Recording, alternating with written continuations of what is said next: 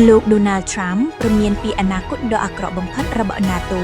ពាក់ព័ន្ធនឹងវិបត្តិច្រកសមុទ្រ Hormuz ប្រធានាធិបតីសហរដ្ឋអាមេរិកលោក Donald Trump បានផ្ញើសារព្រមានធ្ងន់ធ្ងរទៅកាន់បក្សសម្ព័ន្ធយោធា NATO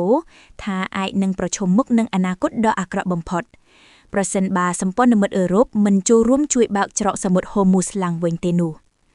ក្នុងកិច្ចសម្ភាសន៍ជាមួយកាសែត Financial Times លោកបានបញ្ជាក់យ៉ាងច្បាស់ថាខណៈដែលអាមេរិកបានខិតខំជួយអ៊ុយក្រែនយ៉ាងខ្លាំងក្នុងសង្គ្រាមប្រឆាំងរុស្ស៊ីលោករំពឹងថាអឺរ៉ុបត្រូវតែជួយតបស្នងវិញ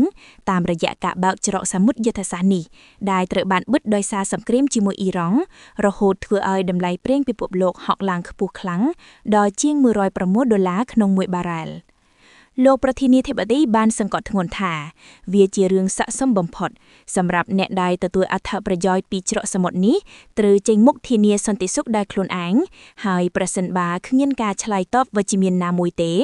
វានឹងក្លាយជាផលវិបាកយ៉ាងធ្ងន់ធ្ងរសម្រាប់អនាគតនៃទំនាក់ទំនងក្នុងបក្សសម្ព័ន្ធ NATO ទាំងមូល